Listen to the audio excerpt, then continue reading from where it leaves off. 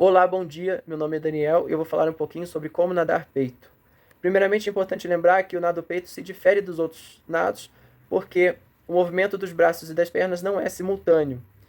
E uma curiosidade interessante é que ele se assemelha muito com a forma que a rã se desloca dentro da água.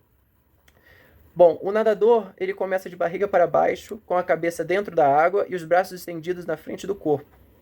À medida que ele abre os braços dentro da água, ele também dobra os joelhos para fazer a pernada, que é quase um movimento circular. O braço é recolhido para próximo do peito e a cabeça sai da água para a respiração, que é frontal. É importante comentar também algumas especificidades a respeito da pernada de peito e da braçada de peito. A pernada, ela é feita de maneira simultânea, mas não em relação à braçada, e sim em relação às duas pernas. E ela é dividida em dois momentos, recuperação e impulsão. O início da pernada começa com um chute e finaliza com um chute para os lados e finaliza com força para trás. É importante lembrar que as pernas precisam de uma pequena abertura para o chute, juntamente com uma leve flexão de quadril. Não pode abrir muito, senão a pessoa acaba freando. E não pode flexionar muito o quadril, porque também ela acaba freando. Nesse momento, os joelhos apontam ligeiramente para fora, obrigando os pés a iniciarem a posição de pés de palhaço, que não é muito anatômica, mas é importantíssima porque acaba ganhando bastante área de contato com a água e aí você consegue empurrar a água para trás de maneira mais eficiente. Após isso, é necessário a extensão das pernas, fechando-as simultaneamente. Importante lembrar que tudo isso simultaneamente.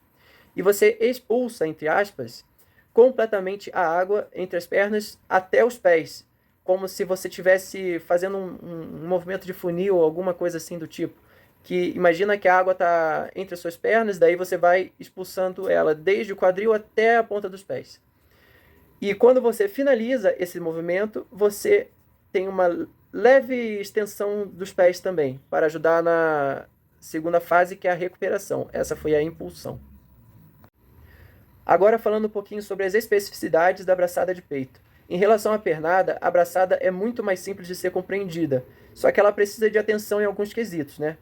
Então, iniciando o movimento, os braços precisam estar estendidos na frente do tronco e as palmas das mãos voltadas para fora. O segundo passo se dá quando os braços se abrem e recolhem até o nível dos ombros, na altura do peito, desenhando como se fosse um coração ali.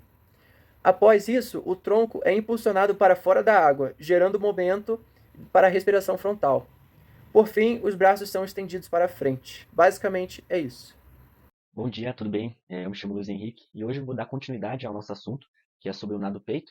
E o artigo que eu trouxe, ele retrata uma avaliação da musculatura adutora e abdutora da coxa em atletas especificamente do nado peito. E antes de eu dar continuidade, né, a gente precisa explicar o que seria uma análise isocinética, como foi dito no artigo.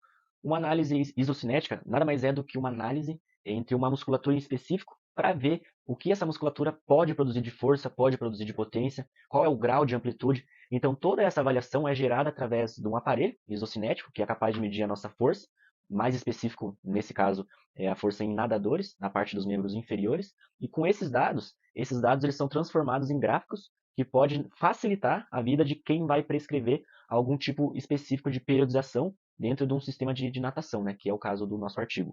E além disso, através dessa análise, é possível também a gente avaliar a questão de desequilíbrios musculares, que ao longo do tempo pode gerar algum tipo de compensação na hora em que o atleta está executando uma prova e pode gerar desgaste na articulação envolvida. O artigo ele foi publicado na Revista Brasileira do Esporte em junho de 2000, contendo 12 atletas bem específicos do nado peito. E todos esses atletas eles eram do sexo masculino. Os atletas, a idade deles era entre 15 a 22 anos, né? E basicamente o objetivo do trabalho foi comparar essa avaliação isocinética de força entre a relação dos membros inferiores com o grau de amplitude, para perceber se uma perna era maior que a outra, uma perna tinha uma amplitude maior que a outra, ou se uma perna ela poderia fazer muito mais força do que outra e comparar essas duas informações. E antes de iniciar o teste, todos os atletas foram submetidos, né, a uma anamnese, onde tiraram diversas informações, como peso, altura, idade, se o atleta faz algum outro tipo de atividade física, e também foi mensurado a circunferência de cada parte do osso dele com um material exclusivo, que o nome é geniômetro. O geniômetro, ele consiste em realizar, né, mensurar o grau de amplitude de cada articulação. O teste, né, através do artigo, foi proposto que os atletas eles deitavam de lado no banco e tinha como se fosse uma espécie de faixa ao lado da perna da pessoa, mais especificamente próxima aqui ao trato iliotibial, que é essa lateral da coxa. Então eles faziam muita força para afastar o joelho para cima e após chegar num limite, eles baixavam e a máquina fazia força contra a perna e você teria que resistir. Então esse foi o processo, esses foram os objetivos, né, e os métodos desse artigo. Meu nome é Eduardo e eu vou falar sobre a conclusão do artigo. Foi realizada uma pesquisa qualitativa descritiva que selecionou os atletas de natação para obter informações detalhadas sobre seus músculos adutores e abdutores da coxa e sua amplitude durante a execução do lado do peito. Para isso foram utilizados aparelhos isocinéticos e feito testes isocinéticos. Também geniômetros manuais para obter dados. Os resultados obtidos nesse teste observa-se que as comparações entre torque e amplitude de movimento mostra que o menor grau de amplitude gera menos torque de força muscular e que o maior grau de amplitude do movimento leva a maior torque muscular. A média de erro foi 10%. Por fim, notou-se que simetricamente os músculos adutores são mais fortes que os abdutores na relação agônico-antagônico. Olá pessoal, tudo bem? Meu nome é André, vou estar apresentando aqui algumas curiosidades sobre o nado de peito.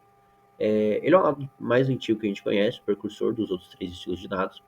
Os seus primeiros registros data de 1696, quando o francês M. Thévenot descreveu uma maneira singular de nadar, semelhante ao nado de peito que a gente conhece atualmente. Ele consistia naquela época num nado com movimentos de pernas e braços mais parecidos com o de um marrano. Os nadadores desse estilo, muitas das vezes, são tidos como os mais técnicos da modalidade e raramente disputam outros estilos de provas. Justamente porque, como a gente viu na aula, que é um estilo que ou você odeia ou você ama, né? Um estilo bem complexo, que o pessoal que curte e o pessoal que não. Então, muitas das vezes, os que gostam desse estilo são tidos como os mais técnicos da modalidade.